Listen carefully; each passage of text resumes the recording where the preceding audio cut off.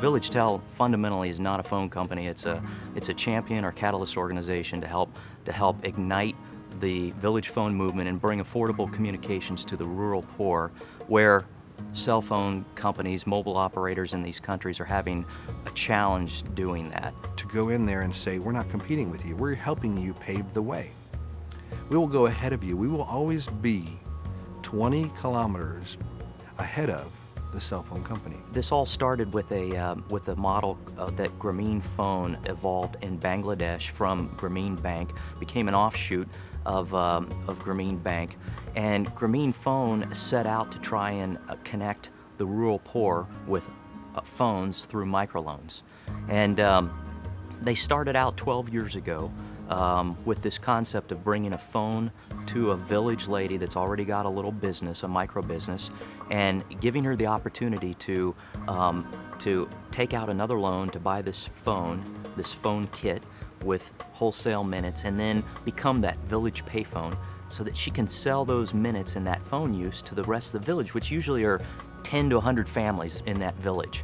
So all of a sudden, you know, you're connecting a family, a lady, her family, and potentially 100 other families. One thing we found was we had to provide a sweetener before we started the training.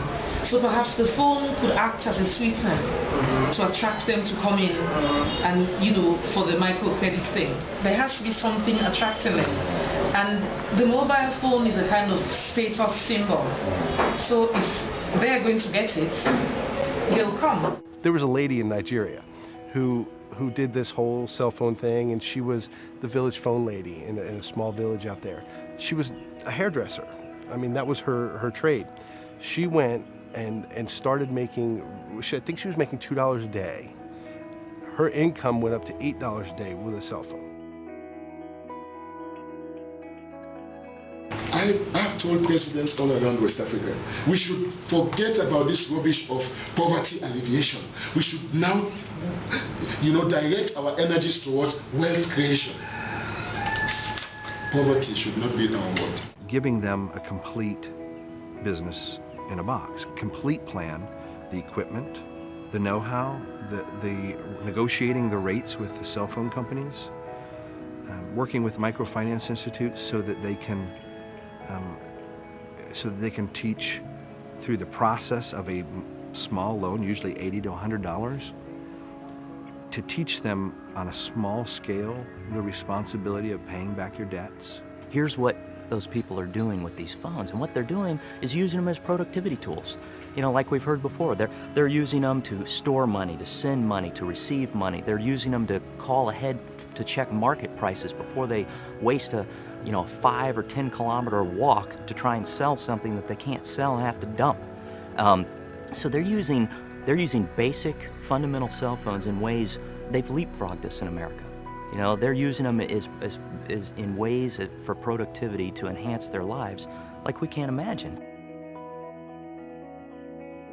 My opinion is that a good number of the people in the remote places, they depend on a large extent to relatives, friends, and other contacts in the bigger towns and in Freetown and somewhere in the diaspora for, monthly or quarterly remittances and assistance. You know, the London Business School looked at this phenomenon, this cell phone phenomenon, and said, for every 10 phones out of 100 people you add in a developing country, it raises the GDP by 0.6%, lowers poverty 2%. To move that GDP needle, 0.5%'s amazing. You remove the remoteness from the remote. You understand what I mean? And this will completely change the situation for us. So when we went to Sierra Leone, we went to a very remote village called Songo. We're looking across this field and saying, well, we just need to test this. We're not really looking for a story here. We just need to test it. I need to see it work. And then we look behind us, and there's this little shack back there and this little village. And we start walking up into this village and realize there's a school there. And so as we get up there, we say, okay, first of all, we need to find a tree, and we need to be able to test this thing. we got one of the kids to volunteer. He said, "I'll climb the tree for you." And so climbing up the top of this tree with this antenna to be able to test the initial product, and to be able to see the cell phone signal go from nothing to see it go to full signal was just, for me, was a confirmation. Okay, this works. But the coolest part that I didn't think I would see was the story, and the story about the boy that climbed the tree and where he went to school. Somehow they let the kids out of there, and the kids came crowding around. They just burst into song, and they're singing. Right there, I said, you know what? We're bringing something to them that's more than just a cell phone signal. Giving this school access to be able to have internet. These kids are going to be able to go from this remote village to wherever they want in life because they will have access to technology. What we found out was that there's only less than 9 people out of 100 people either have access to or are using phones. That's both landlines and cell phones. The rural opportunity, wide open. You know, the opportunity to help bring affordable communications through cell phones to people in Sierra Leone, wide open. We had opportunities to meet with the Minister of Lands, the Minister of Health, and the President of the country. It's exciting to be part of something where everybody's saying, "This is amazing. Everybody really truly does win." Overall, there's less than 15% of the developing world's populations have access to phones or cell phones.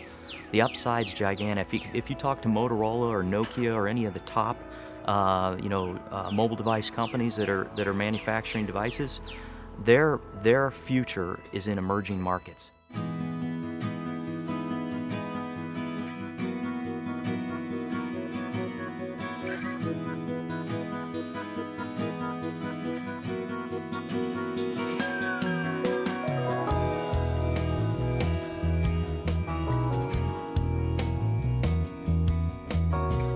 And people have asked us, well, do you want us to give? Or do you want us to invest? And the answer is, you tell us. We're wide open to this. It's those initial partners that have those common goals with us that we're looking for.